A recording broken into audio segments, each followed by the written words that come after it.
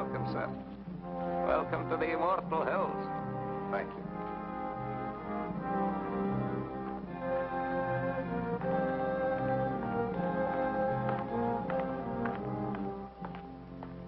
So, by way of making you feel right at home, Bobby. Mr. Chairman. Come along, sir. After you. This is your place now, you know. Of course. It isn't as if you was any stranger here, Bob. Yes, but somehow this place all looks different to me. Like I never saw it before. Well, maybe I never had to. It's cold as an icebox in here. Oh, that thing hasn't worked in years. Cement holds the wet, you know, makes the air a wee bit Christmassy. Won't bother you none once you get down to work. I'm not sworn in yet. Oh, that's only for show, sir. Now, let me see if I got the list of committee men right. First, Chairman Robert Kraft, yourself. Mr. Honiger, Treasurer, your Uncle George, Secretary, and of course Mr. Trowbridge and Mr. Bates. Making 5 in all, right? Right. You can find me at any time. My dwelling straight across the boulevard, opposite the gate. Makes it nice, living so close to my work. Now, would you like to see the sights, sir? Give the roof a chance to catch the heat. Mm-hmm. If you care to make a tour, it's a bit warmer outside. That's quite a map. Oh, yes, sir. That's a map of the entire cemetery, down to the weest speck of dust. Here we are, and here's my shed with the row stone, and there's the gate you come in. Certainly kept it up to date. There's the new mausoleum on there already. Aye. Oh, yes, sir. This map's going to be a big help to you, Bobby. Suppose you got a customer and you want to know what ground we can show him. This is where the map comes in. One look and quick as a wink, you know who's where and what's what. It's them pins that makes it so easy. The black ones stand for the ones that is already there, and the white ones for them as has made their arrangements for the future. Now, for example, here's my place. Lovely, isn't she, Bob? There. Sun in the morning, but gets those trees to give shade in the afternoon heat. McKee, you've been on this job now 40 years, right? Aye. Well, I guess the committee's right. It's high time we retired you. Nothing to worry about. Full pension. You draw the same check every month. I'm to be paid for nothing from now on. No, you're to be paid for 40 years of devotion. And that's something. Anyone in mind to replace you? Oh, I hadn't given it much thought, sir, but, there must be plenty of young and hard-muscled toffs would give the right teeth for my shoes. It's a lovely place to work. You're outside, near Mother Air. Well, let me know if you find somebody. Oh, I will. Yes, sir, that's quite a map.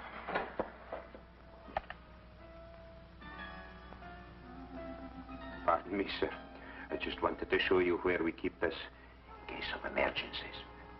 No need to worry, though. We haven't had none yet. Oh, you expecting visitors, sir? No, but that sounds like Stu Drexel. Oh, aye. Drexel and Pretty Beth Ferris. Did I hear they was promised? Looks like they're hitched. She finally caught me, Bob. Betty, many happy returns of the day. Stu, that's a great place you picked for a honeymoon. Oh, marriage has made me conservative. How about it, Mrs. D? Can I carry you over the threshold? I still don't think it's so very funny. I think it's positively awful if you really want to know the truth. Oh, Bethy, don't be that way. What's the trouble? How would you like to get a cemetery plot for a wedding gift? Now, Bethy, you know Pop never meant it for a present. It's just a formal, legal sort of thing. You see, Dad left part of my inheritance in trust for when I got married. One of the provisions was that myself and my wife had first-class accommodations here at the Immortal Hills. Doesn't cost us a cent, but we have to buy the plots before the bank will let me have the cash. You know, Dad, he never did consider me much on responsibility. He was a very smart man. Oh, aye, that he was. And though a bonny bride should have her thoughts far from doom, it's a lucky girl whose father-in-law provides from the beyond for her future. Isn't he sweet? Thanks, Scotty. Bob, give us a couple near the old man, will you? And call up Owens at the bank in the morning so I can cash a check. I don't think it's funny at all.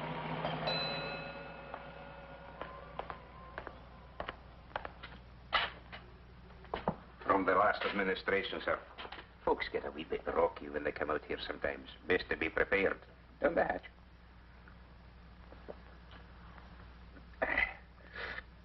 Thank you. Oh, over here, that's where the Drexel bunch is. It'll get so you'll love it out here, Bobby. It's It's a fine and green and lovely place. A fine place to slip away from the cares of the world. Slip away and live a wee bit.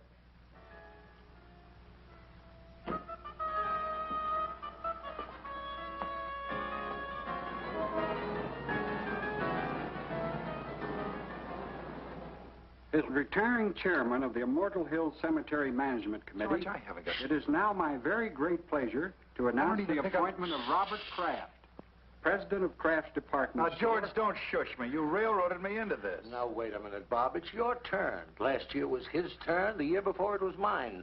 Nobody refuses to take the chairmanship. Partners, Henry. President of Kraft's department store. Why? Nobody ever has. It's just not done, son. Well, can you give me one good reason why I should take over the management of a whole big cemetery when I'm up to my neck in my own business? As retiring... Of course I can. Tradition. Particularly for us Krafts. You always harp on dignity, honor, prestige. Well, how do you think we got it? Because your great-grandfather, your grandfather, and your father served on every community project, board, and committee that was ever created. They served for free, but they did it for business. That's what a fine family has to do in this town. And you can't refuse to do it without losing a lot of respect from our customers. And another thing, it's just not done. Well, pass me over till next year. I'm up to my ears. Bob, do you realize you're talking about only a few hours a month at the most? McKee, the caretaker, handles everything. All you do is show up once a week and sign the checks. It's getting late, George. Proceed, Henry. Raise your right hand. Well, what about Bill Honegger? Raise your right hand. Do you, Robert Kraft, swear to discharge the duties and responsibilities of this office faithfully and completely to the utmost of your abilities? I do. Congratulations, Bob. Trowbridge. Thank you, Uncle George. Okay, Miss Lane, you can put through his calls now. Thank you, Mr. Watson. I'll ring him for you now. Hello. There's a guy named Watson on the phone. Says it's urgent. You know him? Of Olds and Watson? Olds and Watson, you know. Oh, the Undertaker. Swell. Hello. Well, thank you very much, Mr. Watson. I'll do the best job I can. Yes, sir. Oh, you're kidding. Well, sir, don't worry about it. I'll take care of it myself. I'll be there within an hour. Yes, sir. Thank you. Well, what about this ad? I have to wait. I'm sorry. Well, now, call McKee. You don't have to go up there every time. This is different. Somebody prominent? Stu Drexel and his wife. Stu and Betsy. No.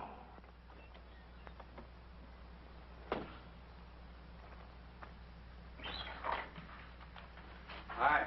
Hi, Jess. McKee, this is Mr. Jessup of the Milford Herald. Hi, Jessup. Oh, the west slope between the Pattersons and the Finleys. What else is new? You were my big news for the day. Asked about plans for the coming year, Kraft revealed the Immortal Hills will install a drive-in bar to stimulate additional trade. I'm stuck with the obituary detail. Boy, it's cold in here. McKee, let's get that heat on that letter tomorrow. We better get ready for the interment. Aye, that'll be done, sir. And you better change the Drexel pins. Black instead of white.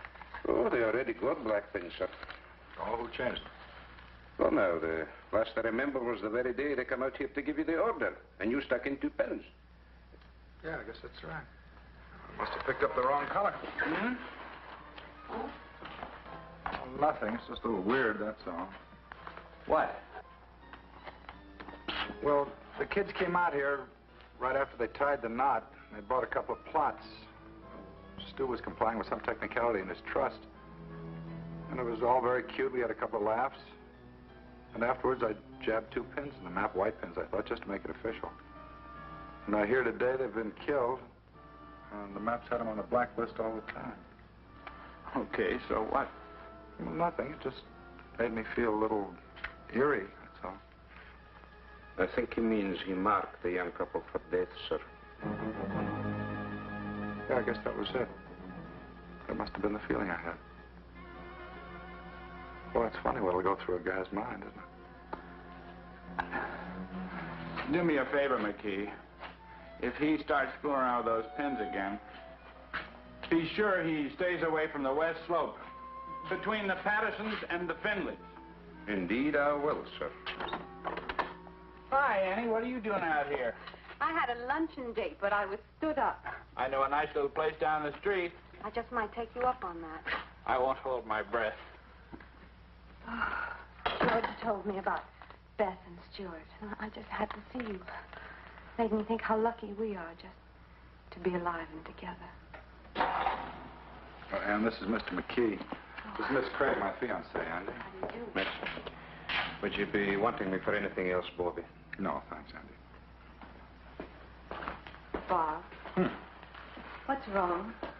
Oh, nothing. I'm just a little depressed, that's all, but you'll take care of that.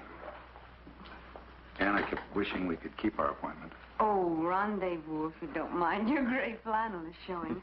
Actually, do you know what made me turn around and come here instead of going home? Mm-hmm.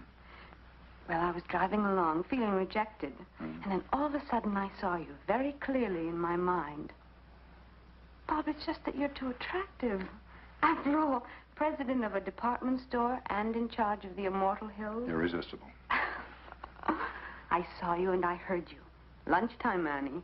That's what you said distinctly. Lunchtime, Annie. Well, I can do better than that, I hope. Oh, you did. You said, I want you. And I need you, and a whole lot of lovely things I'd be embarrassed to repeat. Yeah. You know, just about the time you were seeing me, I had you on my mind. That's amazing. No, I mean it. And I don't blame you for not wanting to repeat what I was thinking. We better go to lunch or get married. Or I can just as easily join Jess at that little spot down the road he spoke of. We regret the management does not permit exchanges once the merchandise has been purchased. Then I'll freshen up.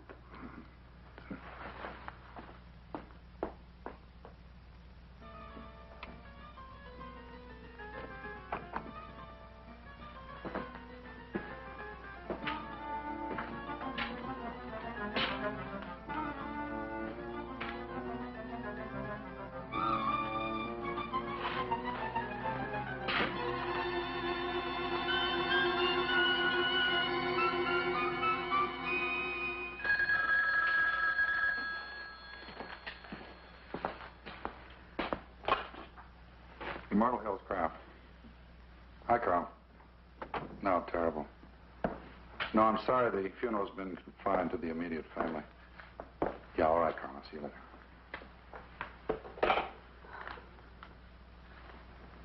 later. No, no.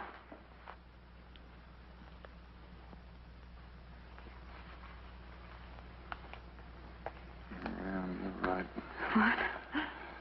You're right. We are lucky to be alive. With each other. Come on.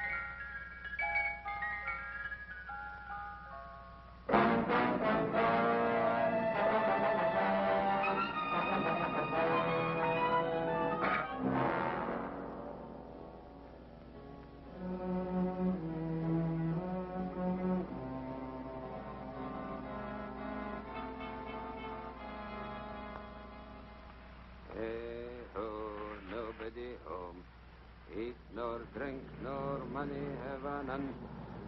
Oh, well. Hey, Bobby! Be happy. Oh.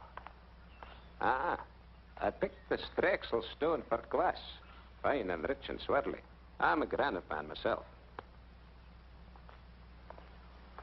Bobby! I've got a surprise. Found your replacement. Oh, well, no, not yet. But I'm scouting the countryside. This is far sweeter.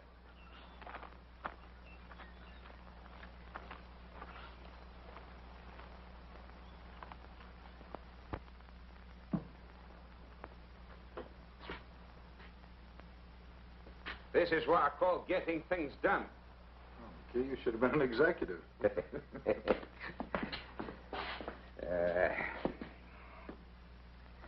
Hey, best take off your coat, Bobby. You'll be getting overheated. Fairly quiet this week. Only one passing. Now, if you'll just sign these. Let's get rid of these flowers. Oh, aye, they smell a wee bit sickly. I was hoping to keep them for the burial this afternoon. We need much help? Oh, no, this is just an average funeral. They don't come like the Drexel doings every day, thank the Lord.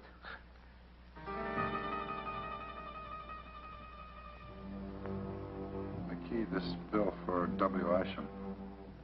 What's it for? Why, he's the lad for this afternoon, Bobby. Oh, no need to look so sad. Willisham was the same age lad as me. Oh, there's something I've been meaning to tell you. Mighty queer it strikes me, Bob. I went to the map just after we got the news. They changed Willisham's pin to black. It was already black. Looks like there might be something creepy up with that map. Changing pen colors without human assistance, no less. I changed Mr. Isom's pin, Andy. But, Bob, you haven't been here since he died. Jessup, please. I know, I changed his pin before he died, not after. Jess, it's Bob Kraft. Can you come over here right away? No, I'm at the cemetery. That map's nothing but an old piece of paper hanging on the wall. All you do when you stick pins in it is to make holes in the paper. White pins, black pins, safety pins. It doesn't make any difference, see? Well, look, it's unfortunate that it worked out this way, but coincidences are part of everyday life. Some are funny, some are pretty odd, but this one isn't even good enough to make the back page of the shopping news. That's all it is, Bob, coincidence. Yeah. You're right, Jess. Thanks. That's okay. Sometime when I've tied on a real headbender, you can do the same for me. What's your trouble? Well, nothing, but I've been through all this before. The grass, the quiet, and that sound. I never knew what it was. It's the sound of a name being cut into a headstone. Yeah, I've heard of people who thought they'd been through the same bit before in their dreams. I think it's even happened to me. What would you say if I told you this happens to me regularly? Ever since I was a child. Sometimes as often as every other week. I'd say you were sensitive or exaggerating. Third floor sportswear, 9280 gross. Compared to 8500 as the same date last year. Basement sportswear. I'm going to call Bates and Honiger and Trowbridge right now and tell them I'm quitting. Don't worry, George. Nothing drastic will happen to the store. My mind's made up. You mean mixed up? I've lived in Milford all my life, and I can't remember any man who ever let that place get the better of him. Why, when I was chairman, I'll bet I stuck the wrong colored pins in that thing 12 times. If I ran out of one color, I used the other. You've only been down there a couple of times. George, I put black pins in the map for the Drexel couple the day they were killed. Now, I didn't think anything of it at the time. And then I took a white pin out of the map, quite at random, and I put a black pin in its place, and today I find out the old man it belonged to died during the week.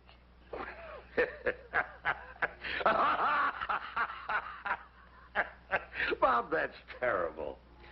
For heaven's sake, Bob, everybody loves a ghost story. Where's your sense of humor? You don't really believe that stuff you're telling me, do you? No. But I still think I may be learning something about myself.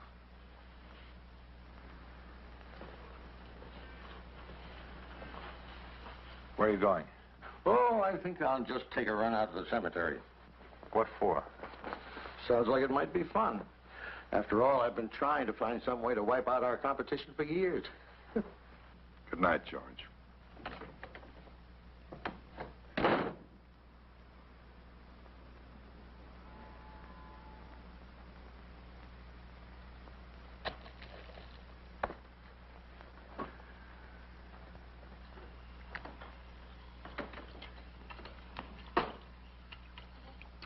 Want to take my car?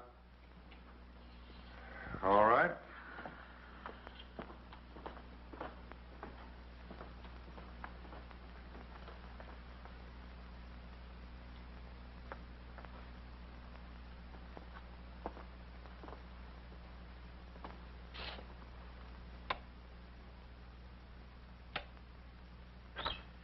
Won't be but a moment, sir.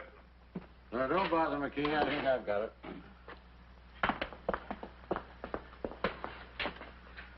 Oh, that'll be all, McKee. Is everything all right, Bobby? We'll see you later, Andy.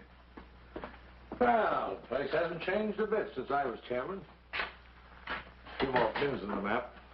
Black ones. White ones, too. Sit down and relax, Bob. I think I can get this whole thing cleared up for you. What are you going to do? I'm going to convince you that there's nothing out here for you to worry about. George, let's forget this. Bob, I said I'm just going to convince you. Well, George, suppose you took Henry Trowbridge's white pin out and put a black one in its place, and tomorrow morning he turned up dead. It's not a chance. Well, I know not a chance, but suppose by some weird coincidence it happened. Now, it's happened to me 3 times already. I deal strictly in facts, son. I don't go for this coincidence bunk. But if Henry Trowbridge even looks a little peaked tomorrow, you can resign and I'll back you up. Now, Henry Trowbridge, let me see if I remember. I just mentioned Henry as an example. Now, you're not going to use him. Why, Henry's as good a choice as anybody, considering he directly preceded you as committee chairman. Wait a minute, George. You better let me put the pin in. If you do the honors and nothing happens, it won't be quite as conclusive. By all means, let's not diverge from the established pattern. But I'll have you know, I was no slouch when it came to pinning the tail on the donkey when I was a kid. No reflection on Henry. Go ahead, Bob.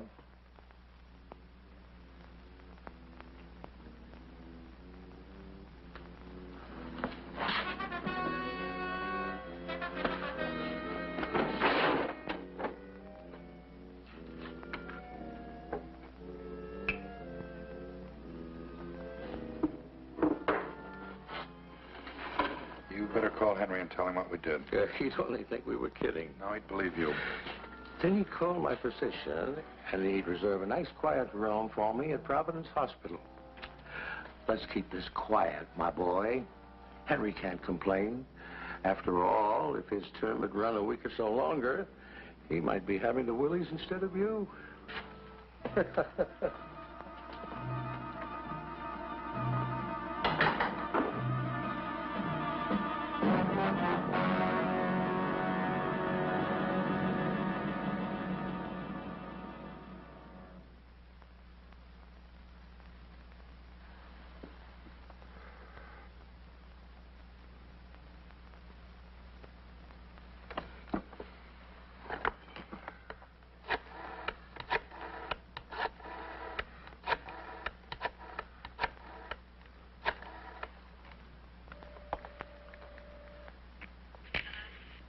Hello, Miss Trowbridge. This is Bob Kraft. What are you doing up so late? Nothing serious. I just meant to call Henry earlier and it slipped my mind. Put him on, will you? Or if he's watching the movie and enjoying it, ask him to call me back during the commercial. No,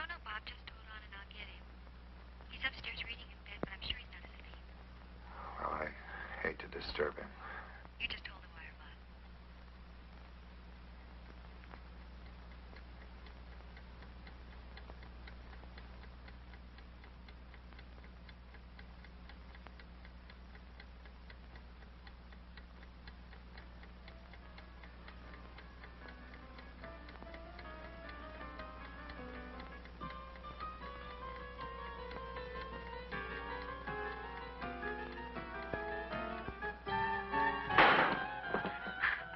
Hello, Henry?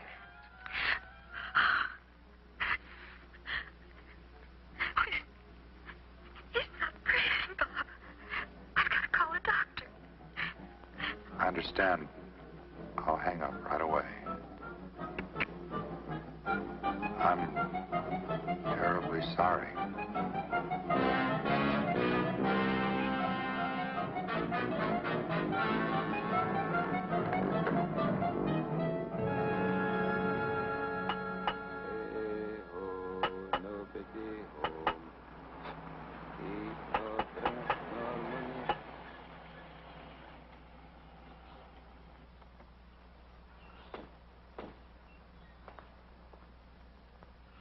Wait here. This won't take long. Morning. How do you do, sir?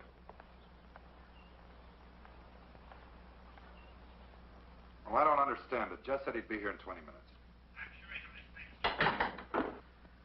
Lieutenant Claiborne? So that's it, huh? Sure big enough. There are the black pins, eh? We're particularly concerned with these four. Isham and the Drexel couple, and now Trowbridge. Let me get this straight, Mr. Kraft. You say that every time you stick a black pin in the map, people turn up dead? That's right. Well, go ahead, Lieutenant. You think I'm a crackpot, and I hope you're right. I just want to prove it beyond a reasonable doubt.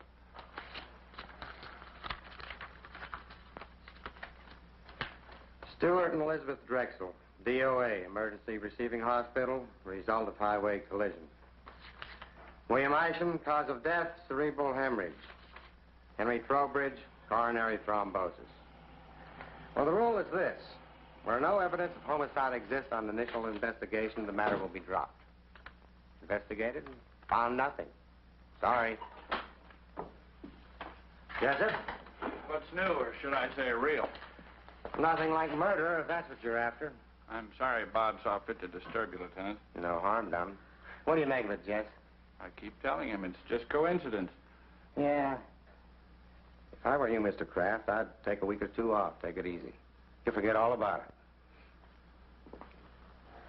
If you're going to use the story, kindly refrain from mentioning my name. I know. Lieutenant Claiborne, with an E on the end.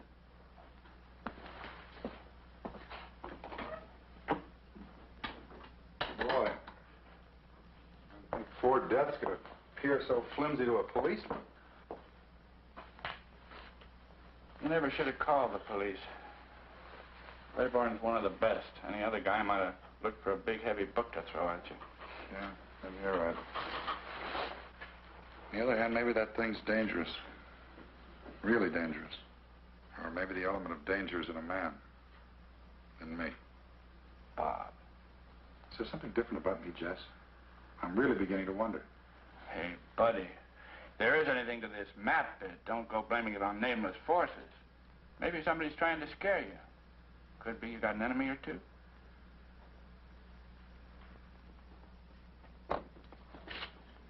Somebody using your desk, George. He came in to keep me company, darling.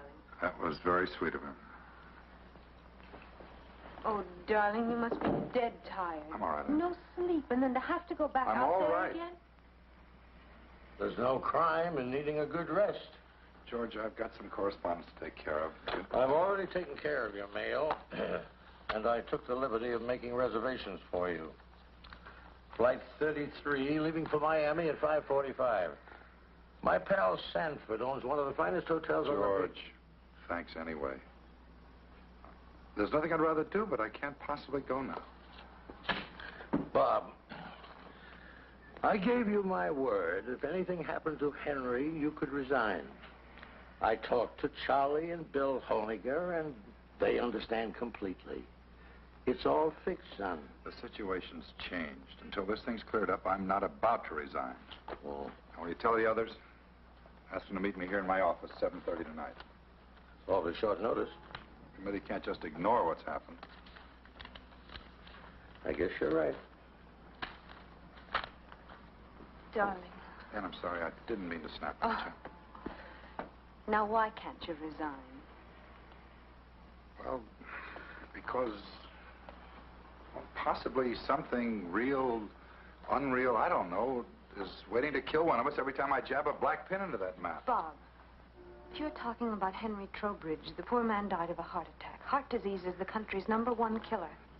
Maybe not in Milford. Oh, Bob, you can't mean that that map is literally killing people? No, Ann, maybe it isn't the map. Well... What about the other day? You saw me, you heard me. Lunchtime, Annie, I want you, I need you. Bob, I was obviously trying to bring a little romance into our very dull and dismal lives. No, Ann, don't try to deny it. I do deny it. Bob, I love you. I'm not in any sort of occult thrall to you. Hey, can't you take a joke?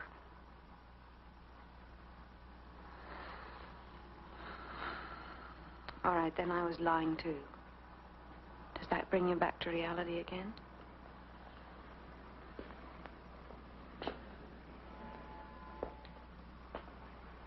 Bob, I think we better take advantage of those plane tickets. George's Mr. Sanford's could be best man. The offer's awfully attractive. I love you so much. And if you're going to cry, do it someplace else.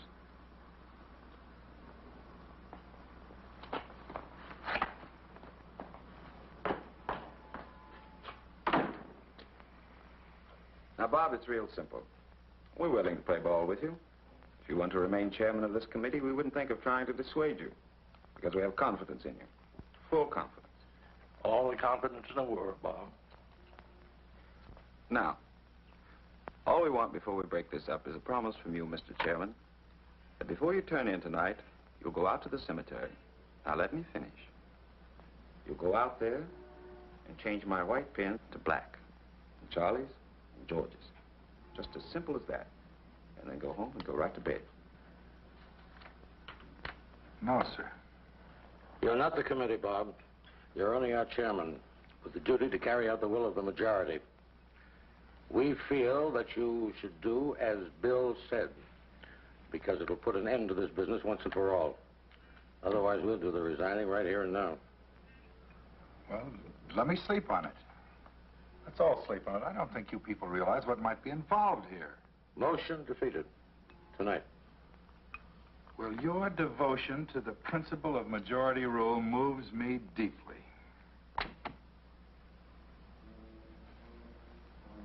Okay. And good night.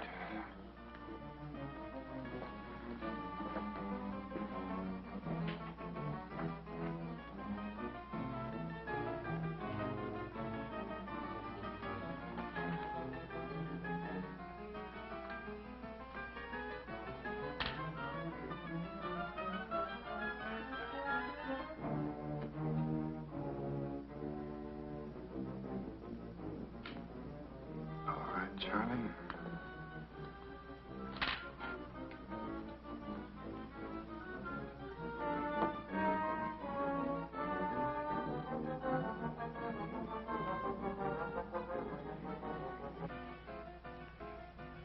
Here goes nothing, Uncle George.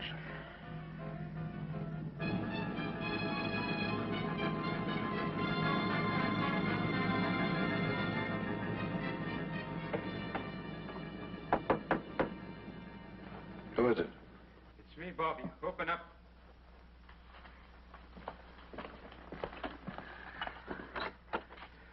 I seen your car lights from my window. Driving through the gates, I come running. You needn't have bothered McKee. You put in a full day already, and I'll see you tomorrow. No. Bobby, please. Bobby, listen. When you locked and bolted this place, I said to myself, now there's a man who knows his business. That's why I said, he may not know everything what's behind it, but he knows when a thing's to be fooled with and when it's to be left alone. There's nothing to fear with a man like Robert Kraft at the tiller. That's what I said. Well, that's fine now. You run along home and don't worry about a thing. Nothing's going to happen to you. No. Please. Bob, you lock this door again and send yourself home. Or else, who can answer for what may happen to the whole miserable lot of us? It'll have to be open sometime. If I don't do it, they'll get somebody who will. Well, good night, Andy. Good night.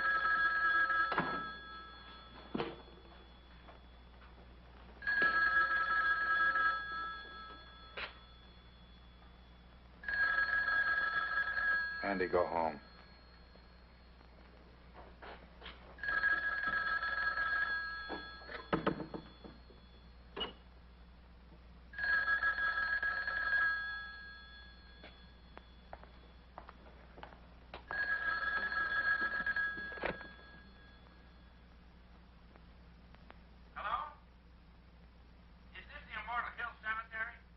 What do you want, Jess?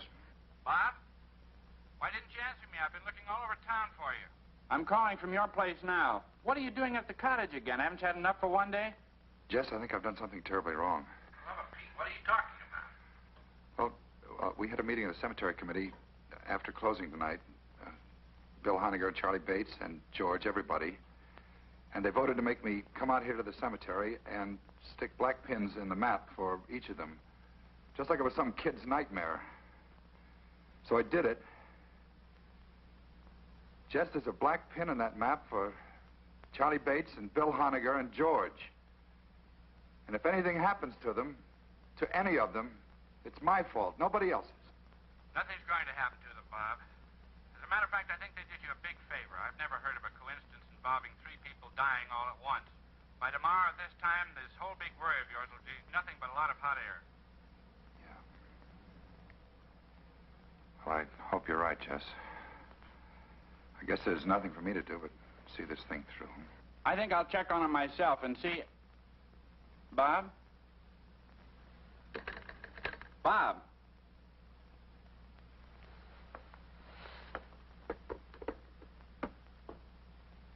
Honegger, Bates, and George.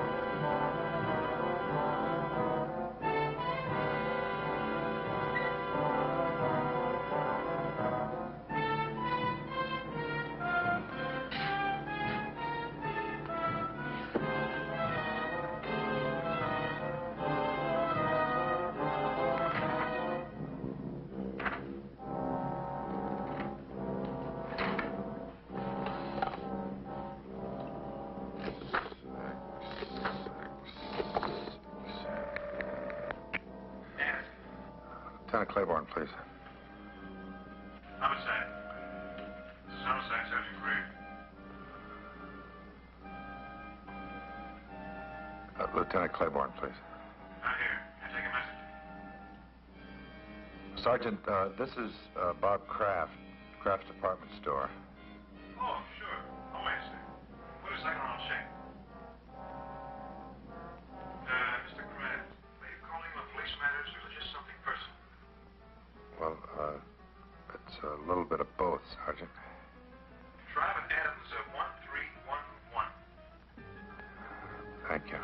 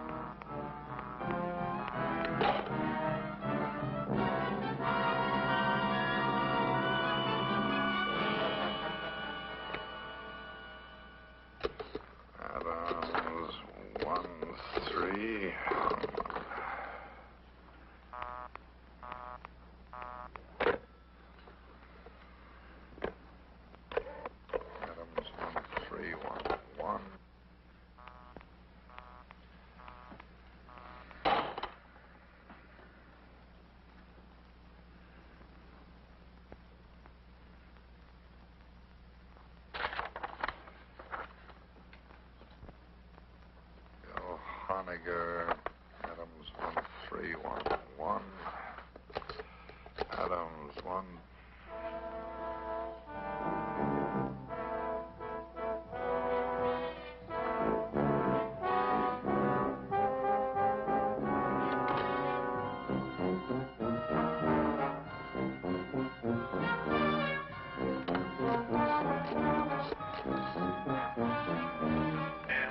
Homicide. Yes, sir. Homicide. This is Bob Kraft speaking. I can't get through to that Adams number. Oh. Claiborne's at that number, and it's imperative that I speak to him right now. Well, sir, just a second, sir. I think he's reporting in on another line. They've been trying to get you, but your line's been busy. Hang up and I'll call you back right away.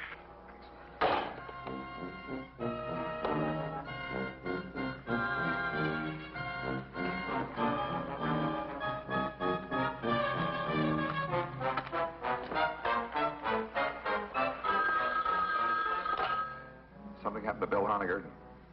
Hello. Yes, Bob. Jess, I'm expecting a call from Claiborne. Hang up. Call me back in 10 minutes. Claiborne's with me. Let me talk to him. He's not here now. What's wrong, Jess? Bill Honegger's dead. As soon as I found out, I routed Claiborne out of the sack and filled him in on the whole wild story. We were over at Honegger's in 10 minutes with 2 squad cars detailed to cover Charlie Bates and your uncle. How did Honegger get it? No, he didn't. That's the trouble. What?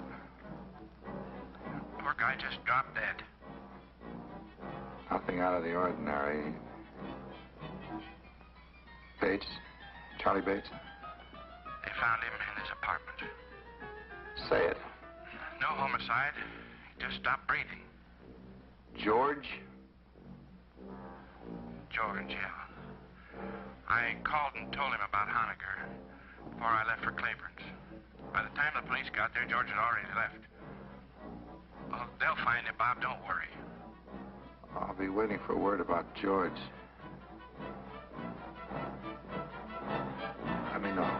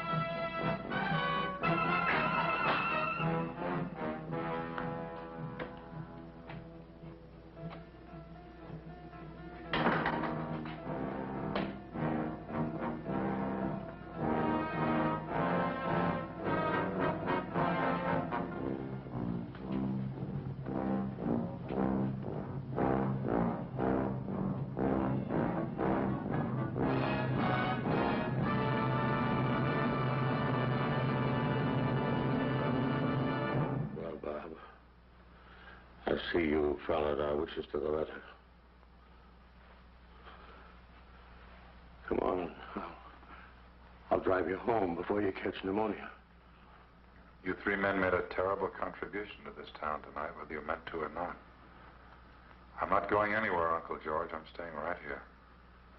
Well, I'll admit that, what was Charlie and Bill going so suddenly? Charlie and Bill and Henry and Isham and Beth and Stu. Stop looking at the map. You're looking at it. I'm looking at you. We're both waiting, aren't we, Uncle George? Waiting to see if you escape. Escape dying? Nobody escapes that, my boy. The only question is how long. The only question is, does a man die in his own time or in the maps? So far, everyone's been forced to conform to its schedule. Everyone but you.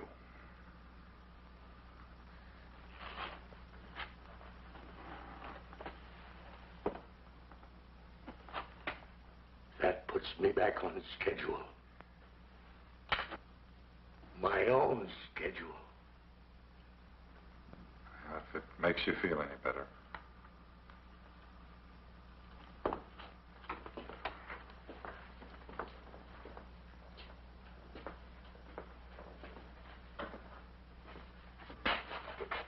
Let me tell you something.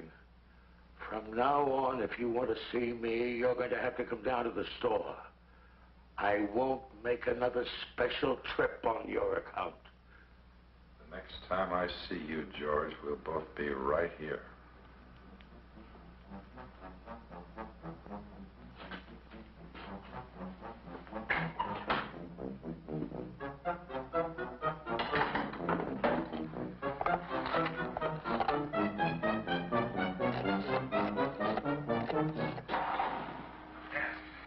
Homicide.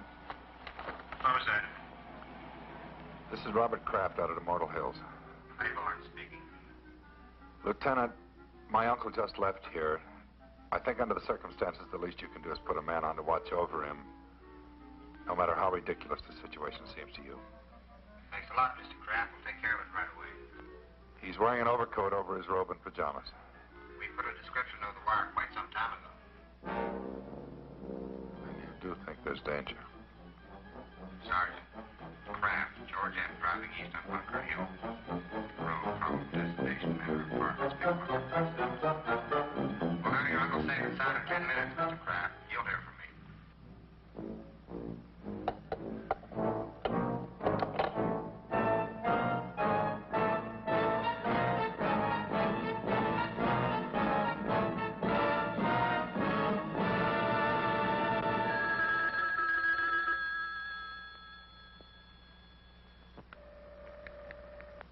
Are you sure your uncle was out there tonight? You didn't just think you saw him? I told you he just left here. That was 2 hours ago, and no sign of him anyplace. I put out on all points after the first hour. He's not on the road, and he's not home. Hold the wire, Lieutenant.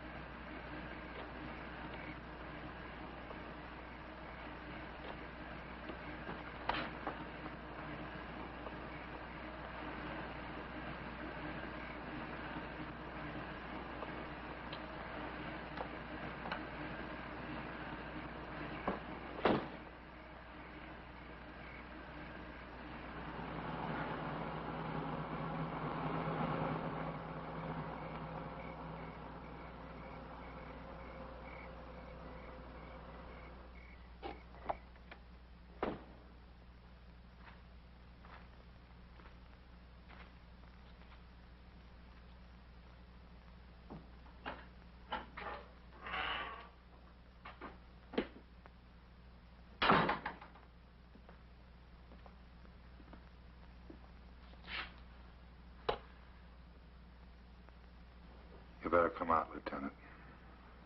He's still here.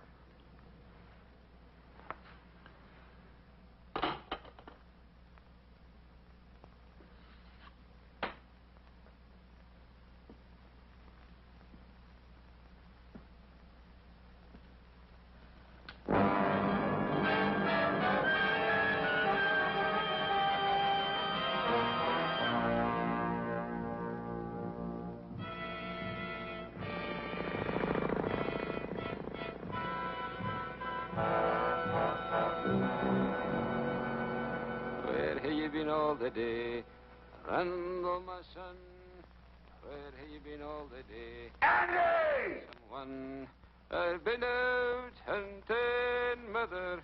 I've been out hunting, mother. Make my bed soft, mother. Make my bed soon, for I'm sick. Andy!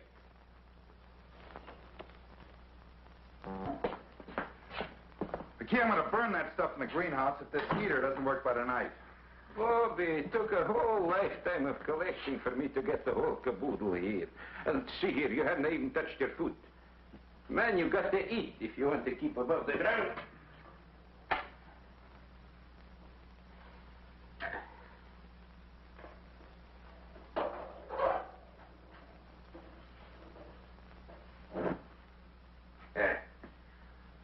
Lights for me, Bobby. Of course, I can't answer for what happens after sundown.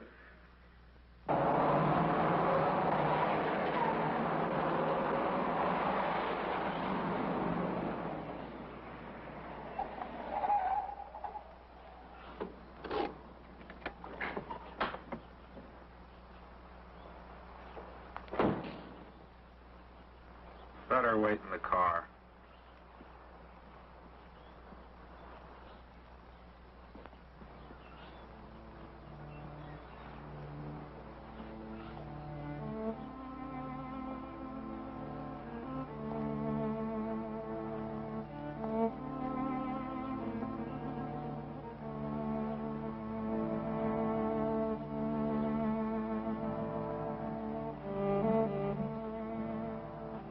Irresistible.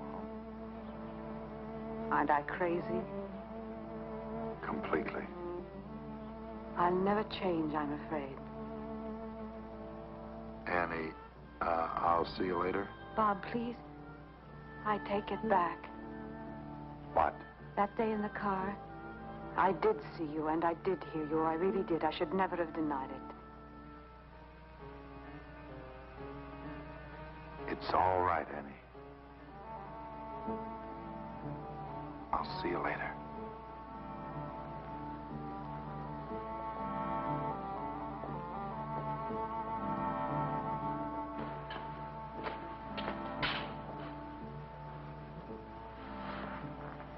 You have a party named Jacob Mittel someplace in the map? M-I-T-T-E-L. William Porter? Sure. You know him? Yeah. We contact the French designers through Mittel. Matter of fact, he's in Paris now. Better strike him out. Jay? Go ahead.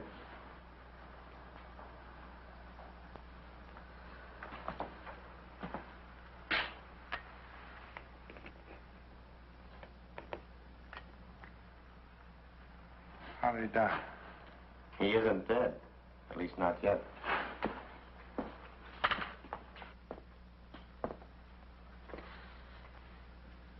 I know what you're thinking, Mr. Kraft. You're thinking that we tricked you into killing Jacob Mittel. Well, you're 100% right, so try to relax, huh? This one's on the police. You see, Jacob Mittel's in the prime of life. No previous major illnesses, no record life expectancy, exceptionally good. And he's in Paris with all that ocean water to protect him from this mess. Up until now, all the deaths have been confined to the local area. If it strikes somebody on another continent, then we've really found something. I knew I should have gotten rid of those pins 4 days ago. Even the map, the whole thing, out. What I want to know is, what are you going to tell the district attorney is responsible for these deaths? We gave this case a real full-dress investigation, Mr. Kraft. Questioned you and all the other suspects and witnesses until a point of comedy. Found nothing. No motive, no opportunity, no suspect, no crime, no weapon. Except 7 pins went in. And the 7 people died, not 1, 7. Who put in those pins? You did, all 7. Other chairmen and so on have been putting pins in that map for years, and nothing happened. But with me, it isn't impossible for a certain kind of man to be endowed with powers that nobody had ever dreamed he could have. A lot of scientists claim that. Maps and pins can't kill alone. The power of a human brain has to be behind them. Like in the Indies, I guess, those voodoo dolls you hear about. Witch doctor sticks pins in the thing until the guy in question is jinxed into dying.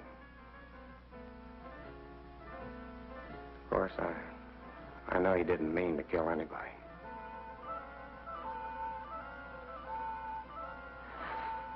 I have to get back. You'll hear from me the minute we get word.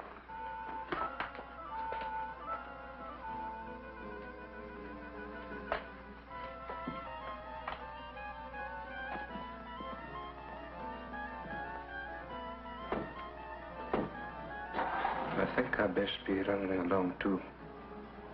Bob. I think so.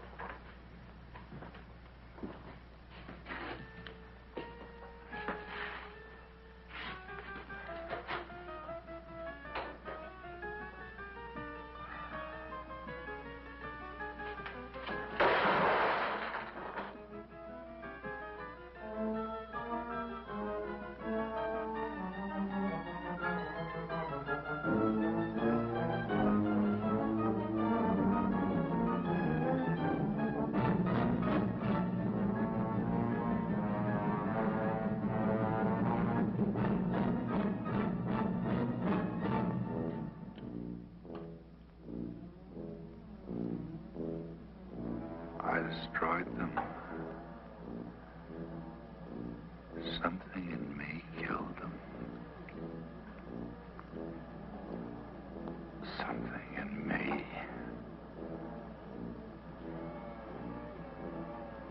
But I couldn't refuse the job. Not a man with my reasoning power.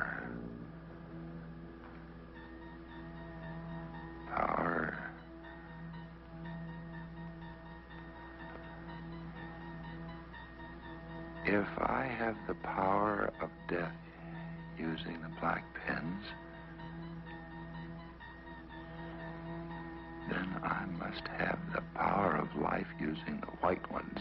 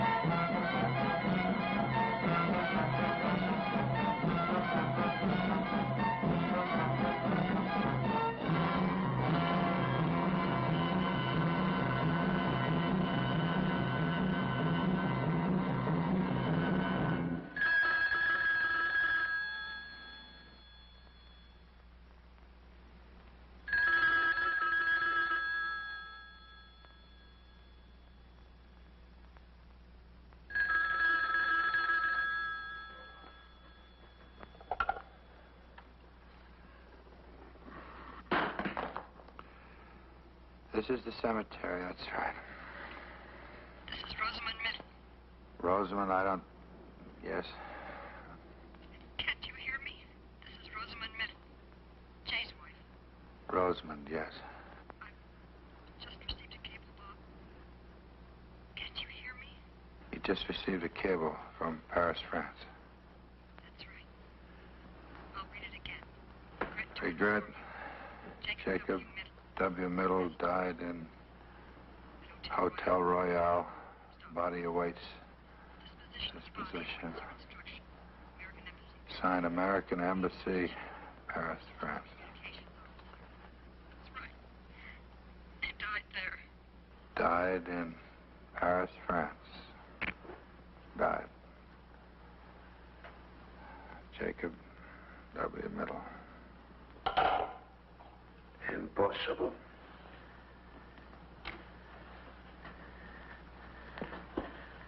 Impossible. He cannot be dead. What? What? You still think that thing's the killer? Or your own puny power, Mr. Chairman? The only power you or that map ever had was me, so far as killing goes.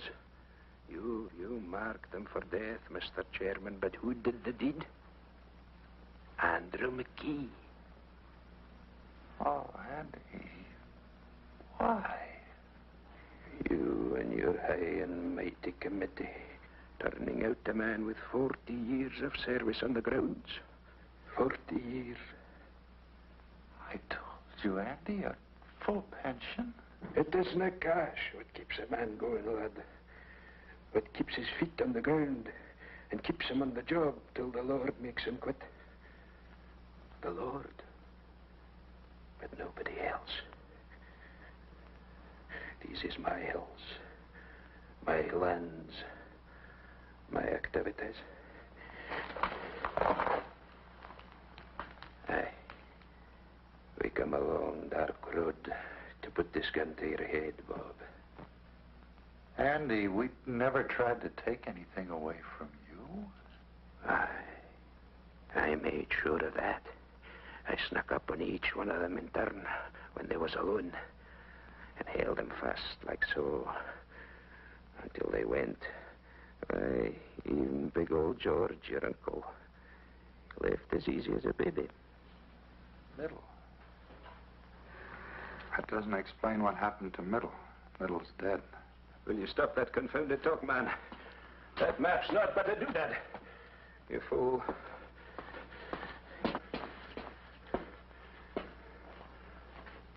There is nothing to fear here.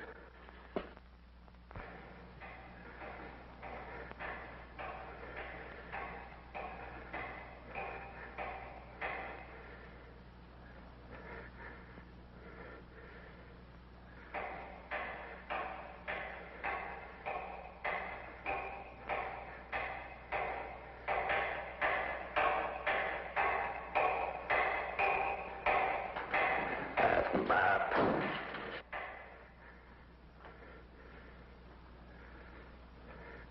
Andy, talk about something else, quick. It's important.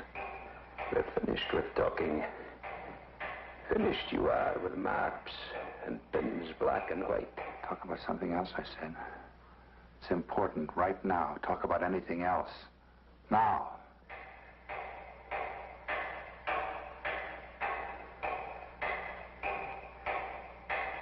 Why? Because I caused you to kill those people. Andy, you better get this straight right now. You heard that lieutenant. It's possible for some people to have things inside them that make other things happen. Nothing is impossible for a man like that if he thinks about it hard enough. I know you, Andy. You're no killer. I made you do it. You talked me into killing them? Then they could all be back. Andy, I never knew it. How'd you account for that? That noise. Can't you hear it?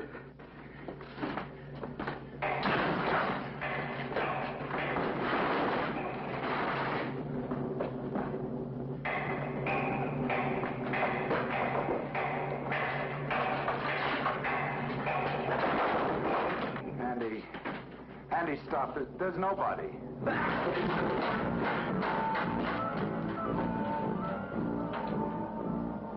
They could all be back. They could all be back. Stop.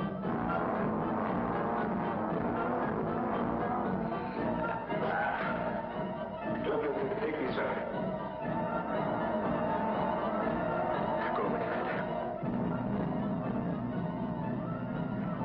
You should have sat in the white man's fault. But now it's too late. Too late.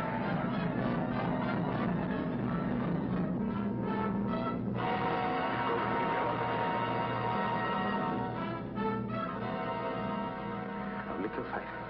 Give me all the faith. Not the young Drex. Go away. Go away and leave me alone. Go away. Go. Save me, Bobby.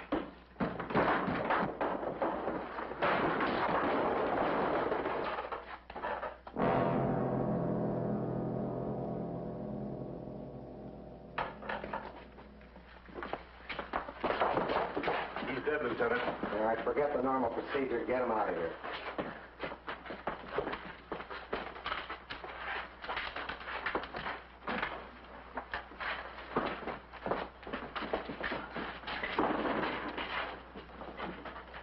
Exhibit A. He really didn't need it. They died of fright first, just like he did. You're forgetting about those 7 trips to the mausoleum, Lieutenant. 7 bodies, 7 trips. They helped. Lieutenant, Jacob Middle died in France. Well, that was a plant, Mr. Kraft. Middle's all right. Sorry we had to put you through this, but it was the best way to make McKee come out in the open. Mrs. Middle stayed up all night at headquarters, waiting for us to call in. A radio car is posted just outside. We signaled her to phone you and tell you that lie about her husband. Am I getting through to you, Mr. Kraft? Well, not quite yet. We watched him, Bob. He actually managed to unearth all 7 of them. Wonder what got into him. It was those white pens.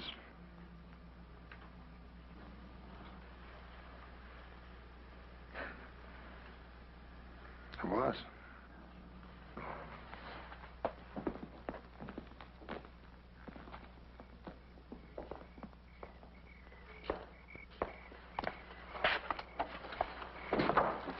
Annie, I lost my overcoat. Oh, where? Which one? I'll get it. No, never mind.